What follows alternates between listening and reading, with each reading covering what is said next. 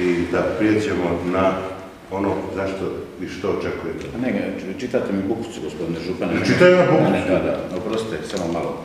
Ja nemam pravo. Mi smo stalno tijelo županijske skupštine. Tako. Ponašamo se u skladu sa statutom Ličko-senjske županije. Po njemu radimo. Ja kao predsjednik sam sazvao sjednicu. U sjednici sam tražio da se dostavi izvješće župana i da župan, ukoliko je moguće, nazoči sjednici. Rečeno mi je da vi po statutu imate pravo ili osobno doći ili poslati izvjestitelja. Prema tome ja nisam smatrao nakon toga, ako vi možete poslati izvjestitelja, da morate isključivo vi nazočiti. Jer vi ste odgovorna osoba i temeljem toga bi vas ja molio da se ponašate u skladu sa statutom. Ja sad nisam tražio vas da dođete ovdje, nego su vas tražili članovi antikorupcijskog povjerenstva. Prema tome, tako da ne misli da ja nešto sad vas tu prozivam i da ja nešto krivo prema vama radim. Ljudi smatraju da obzirom na točke, vi morate nazočiti dok se bude ovdje rasprava. Gospodine Franjiću, ja ne čitam nikome Bukovcu, ja vas molio da me ne podučavate statutarnim obavezama ili odbora ili povjerenstva. Ja ne želim samo ovdje politikanstvo, kao što se pokušava ispolitizirati i ovo tijelo ili bilo koje drugo tijelo, uvažavajući svakako potrebu da svoje pravo ostvari u demokratskom sustavu Republike Hrvatske na bilo koji način i kroz kandidiranje i sve ostalo.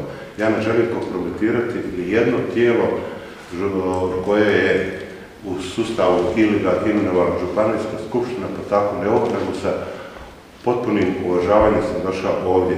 A da li ste vi imali želju, mislim, ja to ne znam, ja ne čitam ničije misli, nego sam ovdje i samo zamolio da budemo konstruktivni što se mene tiče.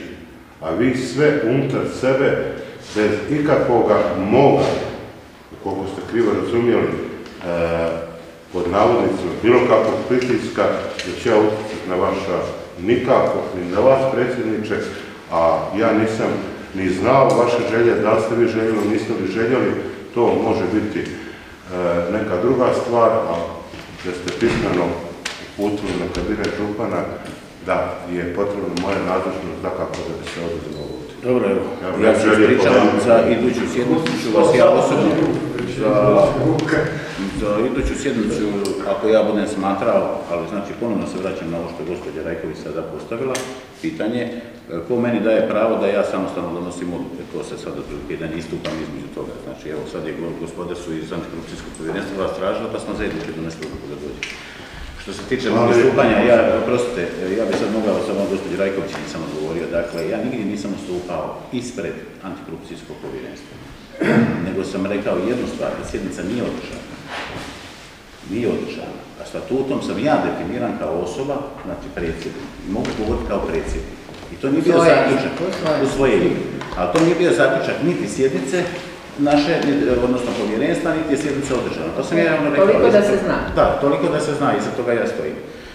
Dakle, ko je rekao, evo, gospodin Pustić, izvolite. Gospodine predsjedniče, gospodine župane, mislim da tu prepirke koliko vam drži Bukicu, ja nisam shvatio da vama župan drži Bukicu. Župan je po meni trebao biti pozvan. Meni je uopće trebalo doći do naših prijedloga, to je od naše kolegice da se da prijedlog pozivanja koje su svi prihvatili jednoglasno, jer ovdje manje više se radi o pitanjima županije. Župan je odgovorna osoba i smatram da ste vi kao predsjednik trebali inicirati odmah da se on pozove. Ne mi članovi, nego vi kao predsjednik. Nisam shvatio da vam župan drži bilo kakvu prodiku ili Bukicu, kako vi kažete. Smatram da bi trebali početi raditi svojim što treba, a županu jedino što mogu napraviti reći, ime svi zahvaliti uopće da ste došli u zadnji tren. Mislim da bi se predsjednik trebao ispričati za to što ste ostavili investitore i ostale ljude na sastanku, sa sastanka da biste se ovdje pridružili, jer vi ste najmjerodavniji koji možete dati ovdje nama nekakve informacije kada je ovo pitanje. Ja sam ću. Predsjednik Rijek. Evo, samo ću vas kratko informirati što će biti na skupštini, radi se o investiciji oko 70 milijuna eura.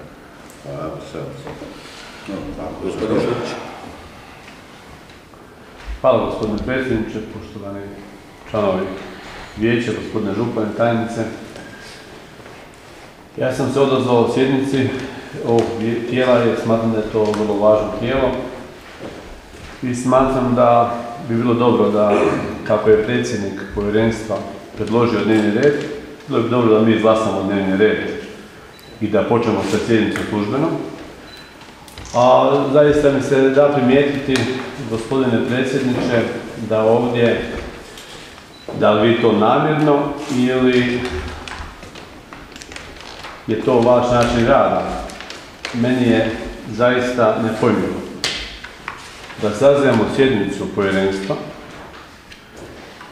i da na sjednici povjerenstva, što je vrlo važno, stavljamo točku dnevnog reda donošenja plana rada, jer plan rada je jedini akt na temelju kojeg ovo tijelo može raditi, odnosno vi kao predsjednik obavljati svoju funkciju, i onda dobivamo materijale i ne dobivamo plan rada. Prema tome, ja zaista smatram da je to neozbiljno, da li vi to radite ciljano i da li je vi za vašeg načina rada se krije nešto drugo. Dakle, meni je zaista, dakle, bavim se sa školstvom cijeli život i smatram da, dakle, ja u svom segmentu govorim, da bez plana rada ne može ovo vrlo važno tijelo funkcionirati. Dalje, mislim da nema potrebe ovdje da ulazimo u rasprave i hvala gospodine župane što ste došli. Mi se moramo baviti poslom.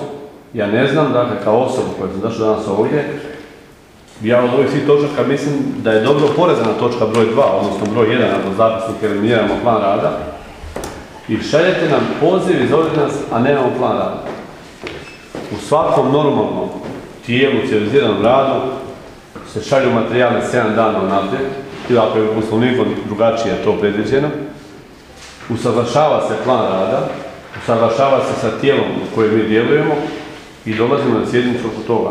Znači da ne bi zaista, ja sam Branislav Šutić iz HDZ-a, da ne bi predsjedniče mislili da mi želimo ukidati ovu sjednicu, ja predlažem da mi izglasamo dnevni red da sjednica počne, a samo ukazujem na jednu zaista veliku, jer to neozbiljnost ili vaš stil rada, sada o tome možemo raspravljati.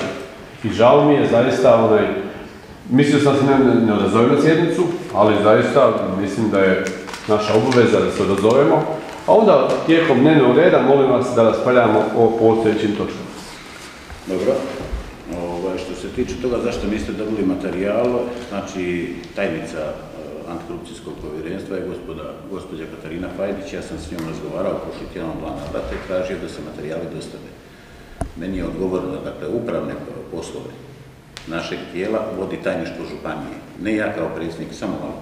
Rečeno mi je da ćemo materijale dobiti na sjednici, obzirom da se radi o izvješćima župana, odnosno ili određenih tijela, znači ovdje je ovo izvješće župana o reviziji ili sve što već je u dnevnom redu.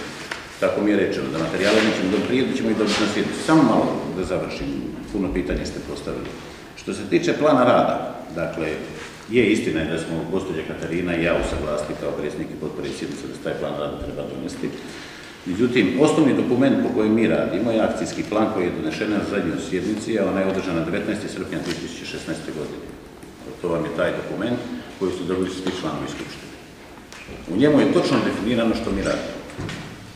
Plan rada se nigdje ne spominje da je temeljni dokument za naš rad, osim što ga mi moramo po tom prijedlogu, dakle, gospođe Katarine, koja isto dolazi iz redova HDZ-a, ja sam pristao da se on stavi.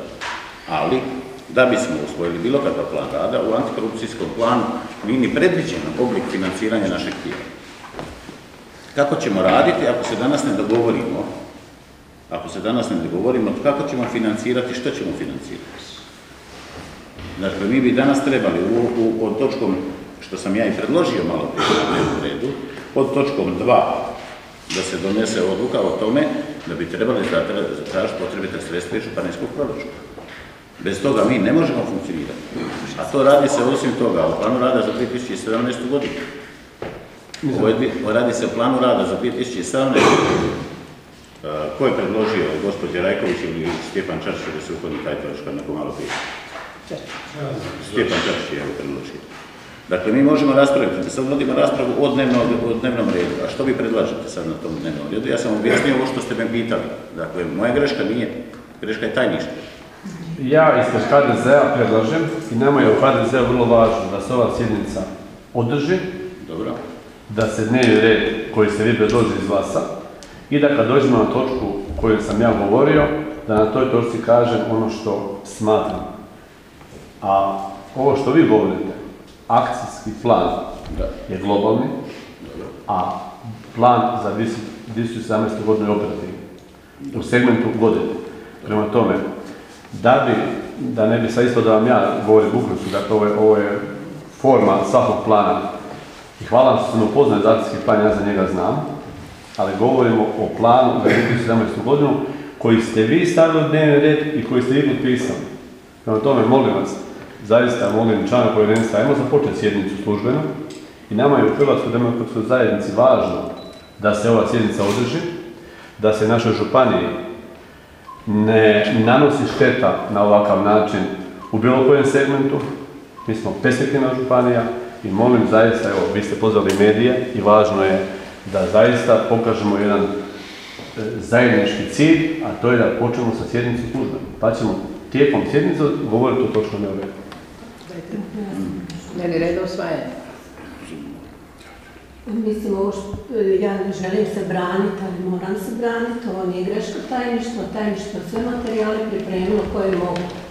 Ne može tajništvo županije napraviti plan rada antikorupcijskog povjerenstva. Ja ne govorim o planu rada, mi nismo dobili 7 dana prije nijedan dokument. Dobili ste danas na Dobili smo stolu. danas na stolu, pa o tome govorim. Znači, mene gospodin Šuć proziva da nisu 7 dana prije dobili materijal. Ne, vi ste loše. Molim vas, mogu li? Da nismo dobili materijale. Molim vas, mogu. Ja govorim za akcijski plan, za ovaj plan rada, a za sve ostale točke nisam ja odgovoran. Mogu. Da to reći.